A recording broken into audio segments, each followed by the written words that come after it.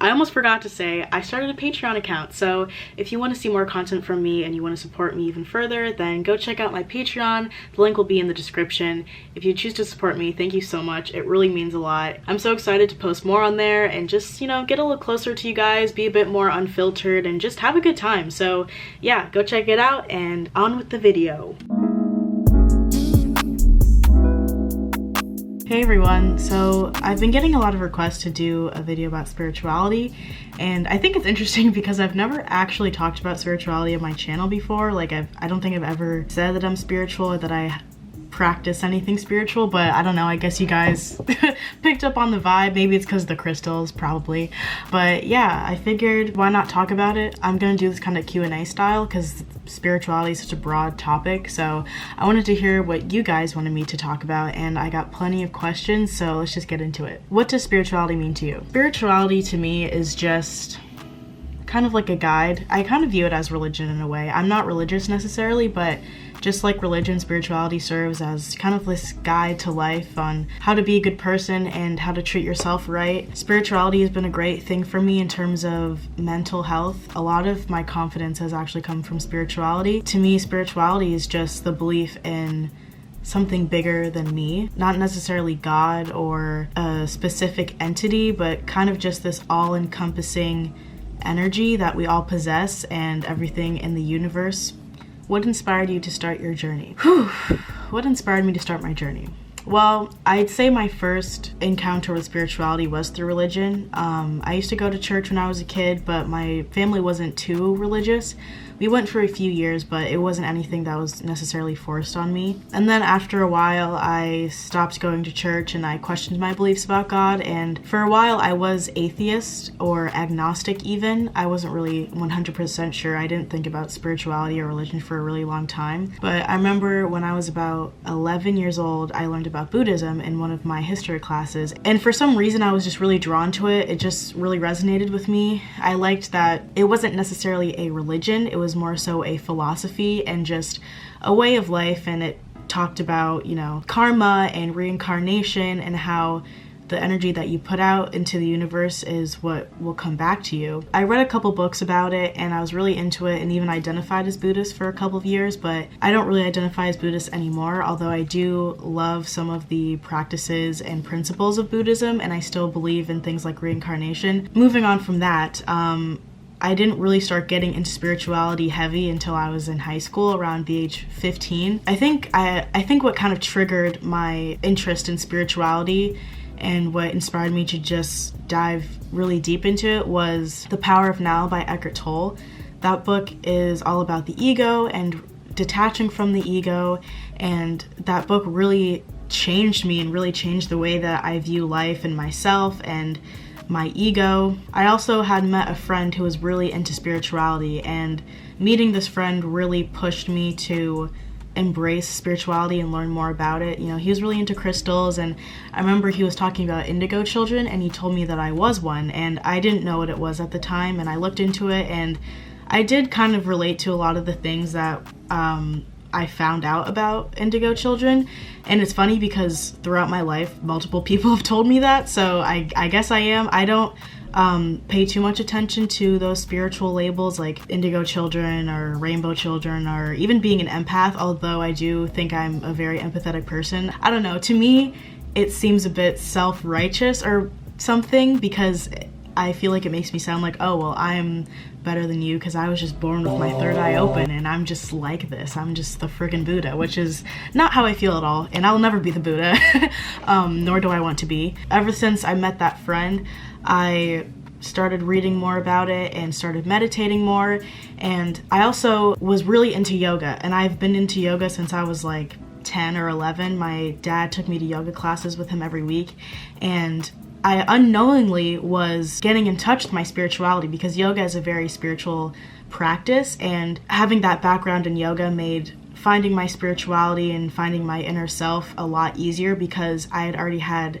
experience on it, and I was like, oh, this is like what they talk about in yoga, and I was used to, tapping into my body, tapping into my soul, if you will, and all of those experiences kind of just built up. And then once I was in high school, I just fully embraced it and really made it a part of my everyday life. I've been through a lot of mental health issues in the past, especially in my adolescent years, and I really needed something to guide me. I needed something to believe in. I do have this weird like connection with the universe, higher power, God, whatever you want to call it, and I've always been that way since I was a child. I just didn't really know how to describe it or what it was. I've always been very intuitive, and sometimes it would freak me out because I'm like, how am I like predicting this or feeling like I'm almost reading people's minds and taking on their energy. It's really hard being a very empathetic and in tune person when you don't understand what it is, because I would find myself being really drained by certain people or certain situations, and I didn't understand it. And it wasn't until later on when I started my spiritual journey that I realized that I was just taking on people's energies and I was feeling things that weren't actually my feelings. My dad actually has told me a few times that when I was a kid, he thought I was clairvoyant because I was really good at saying things that were far beyond the understanding or mental capacity of a child. And I mean, it definitely was, because I don't even think I fully understood what I was saying, but I would just say things and he would look at me and be like, how do you know that? And I think there's a lot to be said about that, because as a child, I believe that is when you're your most raw self and you are the most in tune you could ever be with the universe, because there's no like barriers or blockages, because as a child you're kind of like this pure being. And so I think that just goes to prove that I have always had this connection to the universe, I guess. Do you believe in reincarnation? I do believe in reincarnation. So when I learned about Buddhism, that's when I learned about reincarnation, and I really loved that concept because I wasn't completely sold on the idea of heaven and hell, and I wanted to believe in something after this life because I wasn't sold on the fact that once we die, we just die and that's it, and it's just like black. I don't know. Learning about reincarnation, it really resonated with me because I do believe that we have this lifetime karma, and that karma bleeds into our next lives and comes from our previous lives, and how we live our life on this earth or whatever life that we're in, whatever realm that we're existing in, that life will affect our next life. And I think my ideas about reincarnation continue to evolve and change. I don't fully adopt the idea that there are different layers of reincarnation like Buddhists and Hindus believe. However, I do believe that there has to be some sort of reincarnation because, after all, energy cannot be created or destroyed, so our energy has to go somewhere, whether it's in the cosmos, or we become a star, or we have our souls be transplanted into another human being or an animal or anything like that. I think that is possible. I have no idea where our souls go after death, obviously, because I'm not dead yet and I'm not God, so I can't answer that for you, but I do believe that our soul goes somewhere, our energy goes somewhere, because like I said again, energy cannot be created nor destroyed. And that's science. Which leads me to my next question: how to get in touch with your spirituality when you are a very logic/science-based person. I love this question because I actually think a lot of spirituality is connected to science. I am a logical person for the most part, although I do like to believe in things that are not right in front of me, and I believe in things that are not able to be seen by the human eye. I think a lot of quantum physics aligns with spirituality. When you think about energy, like I said about energy being created and destroyed, that is a theory based in science. And so, or a theory, fact, I don't know. I'm not a scientist, clearly. Spirituality is all about energy, right? The energy that we give off, the energy that we receive. Karma is all about energy, and everything in the universe has energy. Every living being, every object, everything in this universe has energy. And that's why I believe that we're all one, right? Because we all come from the same energy source. The Big Bang is where we all come from, right? So, of course, we're all interconnected. Everything that we do is going to cause a chain reaction, like the butterfly effect. And so our energy naturally affects people, it affects even inanimate objects around us, and inanimate objects affect us. Another comparison I like is the moon and the waves, right? The moon has energy and it causes the tides on Earth. They're interconnected in some way. I can't really truly break it down for you because I got a C in every science class that I ever took, but I know there's some scientific explanation for all of that. Even something as basic as the sun. The energy from the sun affects us very much. I'm someone who suffers with seasonal affective disorder to some degree, and I'm not fully myself in the winter. There's something that is just absent from my being. I don't really know how to explain it. Even if you don't have seasonal affective disorder, the seasons affect your mood, and that energy from the sun makes you happier. It makes you more energetic. When it comes to science and spirituality, there are a lot of overlaps if you choose to look at it that way. I mean, I've never taken a physics class, but friends who have taken it have said that there are a lot of things about physics and quantum physics that align with spiritual beliefs. People say that the universe cares about us as individuals, but surely it's indifferent. That's an interesting question. I do believe that the universe is on my side. I mean, this year has been a crazy year, and I feel like I really do have a relationship with the universe. I don't see it necessarily as like a relationship that I have with a friend or even a parent, but I do think that offers us something, and I don't know. This is hard to explain.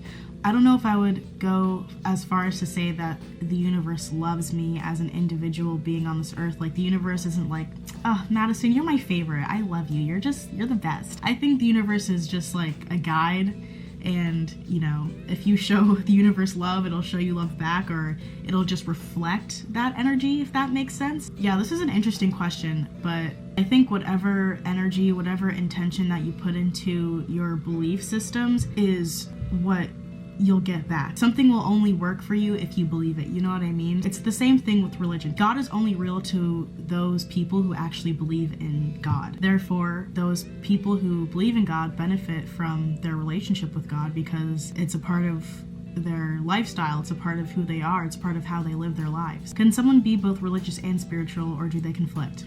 I think in order to be religious, you have to be spiritual. Like, spirituality is just the belief in a higher power, a spirit, something bigger than you. And religion is a bit more organized. Actually, let's look up the definitions. The definition of spirituality is the quality of being concerned with the human spirit or soul as opposed to material or physical things. Spirituality involves the recognition of a feeling or sense or belief that there is something greater than myself, something more to being human than sensory experience, and that the greater whole of which we are part is cosmic or divine in nature.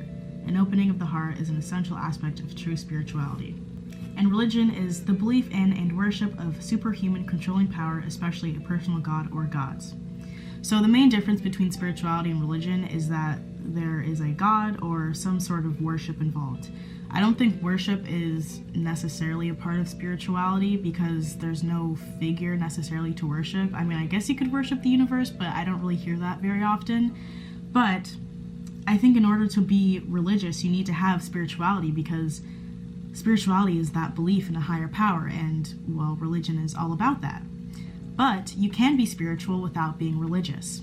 You can believe in a higher power without believing a certain god or gods. Religion is more of a system. It's an organized system of beliefs rather than spirituality, which I think spirituality is a bit more free form, and it's more what you make of it, and it's more like personal. That's why I like spirituality, because it's almost like building your own religion. You can choose what you want to believe in and adopt certain principles and ideas that fits your belief system the best. Whereas with religion, it's a bit more laid out for you. There are set rules and expectations that one has as a Christian or a Muslim or a Jew, etc. I don't think they conflict at all. Spirituality, I guess, in the modern day is a bit more defined in the sense that people think spirituality is having crystals and believing in, like, I don't know, witchcraft or the more mainstream things that we see today. Was it a spiritual awakening, or have you always been spiritually tuned in? That kind of ties into what I said earlier about my childhood and how I always felt like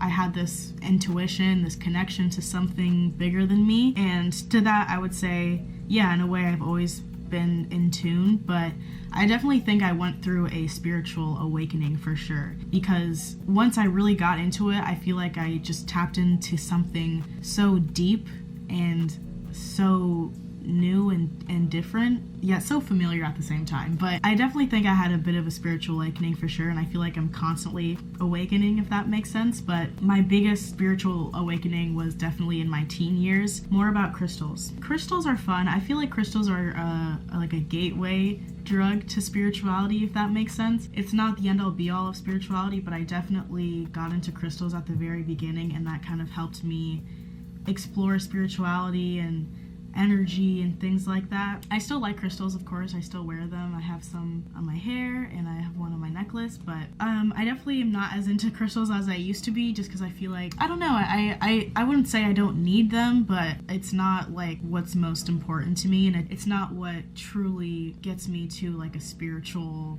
headspace, you know? Books you recommend. So I think I mentioned The Power of Now earlier. I also really love The Alchemist. That book definitely helped me a lot in the beginning of my spiritual journey, and I really connected and resonated with it, and I highly recommend anyone who is going on a spiritual journey to read it. It's a great read. It's not too long, and it really just like got me excited for spirituality and made me feel a lot more in touch with the universe and taught me a lot about manifestation. I also really recommend The Untethered Soul. It's similar to The Power of Now, but I think it's a lot more accessible, especially if you're new to mindfulness and learning about your ego and things like that. But anyone can read it. You don't have to be spiritual to benefit from that book. If you just want to learn how to kind of turn off your mind and have a quieter mind, I definitely recommend The Untethered Soul. Now that we're done with the questions, I just wanted to say really quick that spirituality is honestly one of the greatest parts of my life. Spirituality has opened me up to so much love and confidence. A lot of the things that I say in my videos actually stem from my spiritual beliefs. Once I learned to let go of the ego, or at least loosen the grip a little bit, I became so much more free, and I started to love myself a lot more because I wasn't taking myself so seriously, and I wasn't putting all of my worth into my physical being or the wishes of my ego. I learned that a lot of my insecurities and fears in life were stemming from the ego. It really just helped me feel less anxious about life and what I was doing. Spirituality helped me feel less insecure about my body. I went from being really insecure about my body to then feeling neutral about my body and just thinking of it as a shell that helps me navigate through this human life, but it's not who I am. My body isn't me, although I do feel a connection to it, and I feel a lot more connected to it now. It's not me.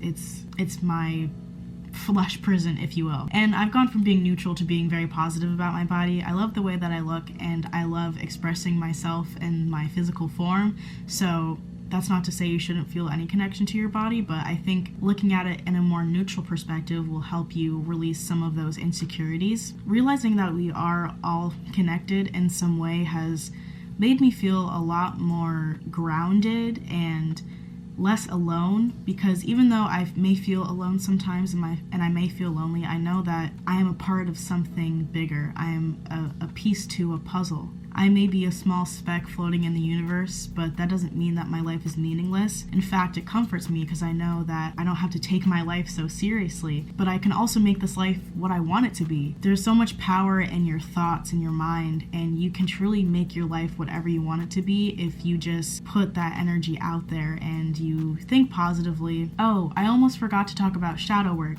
I don't know too much about shadow work, but from my understanding of it, a lot of the shadow work that I've done is through therapy. Spirituality isn't just all love and light. Spirituality can be very dark, and it can be very hard. It's all about looking inward, and looking inward involves not only seeing the good parts of you, but also the dark parts of you, and confronting those demons head on, because all of the real growth, all of the transformative growth that you will experience through your spiritual journey is from shadow work and healing your inner child. I don't think spirituality is a replacement for therapy by any means, but it definitely helped with my mental health and helped me see life in a much more positive way. Spending time in nature and listening to my intuition and seeing all the abundance that I have in my life has made me such a happier person, and it's allowed me to see all the beauty that exists in this world. I know this world is crazy right now, but you can truly find beauty in almost anything.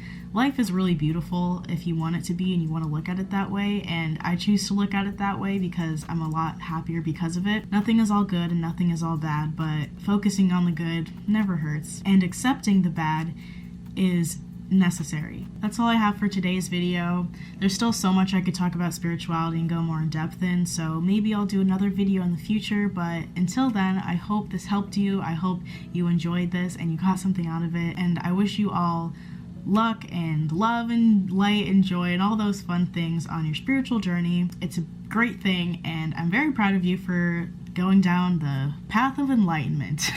Okay, I'll see you in the next video. Bye.